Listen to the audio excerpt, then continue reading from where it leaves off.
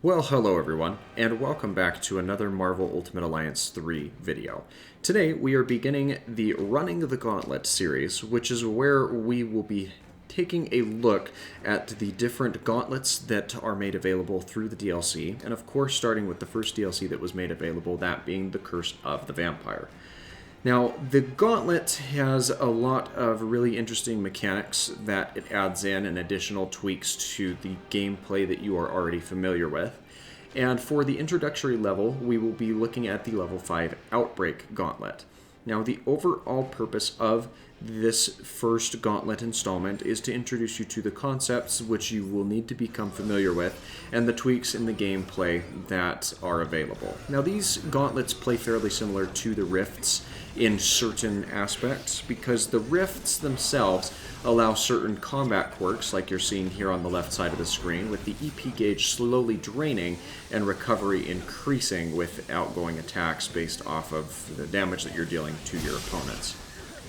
But before we look into the 4 criteria and the additional quirks that are made available, let's have a look at the end goal or the aims of each of these segments. This first one is fairly straightforward with the additional quirk that I had outlined. We also need to make sure that we can take down 100 enemies, and that is made a little bit easier because of the increased EP recovery, as it does hinder your ability to use your abilities, but as long as you are staying aggressive and keeping your damage up, you will be able to cycle through your synergies and ability attacks a little bit more frequently than you otherwise would. This second chapter, it has the quirk of our abilities being increased with the damage that they deal, but it also introduces the concept of infected into the game, where there are certain enemies that if you stay around for too long or take too much damage from, you will gain the infected effect, which will slowly drain the health of your characters, but it also allows you to regain health based off of the damage that you deal to the enemies in your surrounding area. And it is quite the task to manage if you end up falling behind. The third and final leg of the Gauntlet has a similar criteria to the first leg, with the requirements being reduced from 100 enemies defeated to 40 enemies defeated, and the vast majority of those enemies that you will come in contact with being of the mighty class and variety, which we'll go over a little bit later as we get into the requirements that are outlined for one of the full clear conditions of this gauntlet. So speaking of those 4 clear conditions in the gauntlet, what are they? Well, each gauntlet will have a couple of bonus objectives that you can take on, which will reward you with items or, more frequently, currency that you can use in a shop that was added along with the DLC. Those being the shield marker emblems. The first star that you will need to look to fulfill, and will honestly be the easiest to do, is to clear through the gauntlet. And I just walked you through exactly what that's going to look like with the previous 3 segments that we just watched. Going through and clearing 1 interaction in each of the areas of the game. And I've just got more gameplay footage going on in the background here, so you're not staring at a still picture or image for the rest of it. So hopefully that isn't too distracting as we go over the other requirements for this. The second star, or the second clear, you'll honestly probably be able to do within that first clear, because it requires defeating 160 enemies. And if you look at the overall structure of the fights, you have 100 enemies that you are required to clear in the first section of the gauntlet, and another 40 enemies that you are required to clear in the second area of the gauntlet. The second area of the gauntlet is a little bit easier to do in terms of getting through, but by just defeating Nebula. But there are multiple enemies or multiple grunts that spawn into that fight as well that you can easily take out due to the increased synergy and ability damage that you're dealing in order to get the extra 20 characters that you need to get the 160 enemies down in the first try. And honestly, you probably won't have to focus on or try that hard in order to get that portion cleared out. Moving on to the final 2 stars that you will need to complete. This is where the task gets a little bit more difficult, as the third star or the third clear requires that you deal 1.2 million or more damage with abilities. And it is facilitated or made a little bit easier by the fact that you do deal some increased damage with your abilities in the second portion of the Gauntlet, as well as the fact that despite your EP draining, you will be able to recover more and cycle through your abilities more than you otherwise would in just standard gameplay due to the in-game quirk. And for this, I have particularly found that it is easiest to use enemies that have it is easiest to use characters that have large overarching areas of effect with their attacks, or can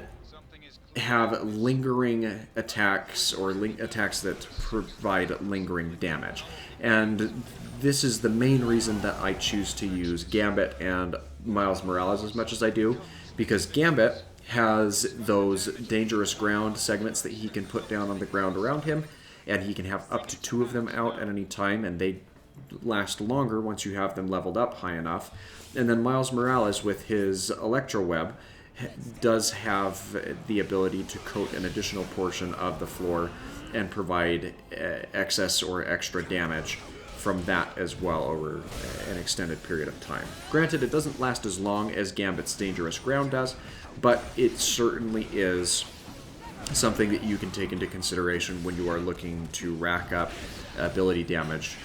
And you can even go ahead and chain some of your own attacks into it, such as the Venom Strike, where he leaps up and comes back down into the ground because the electrical effect can branch out and bridge off across those electrical webs that he throws out across the battlefield and arena.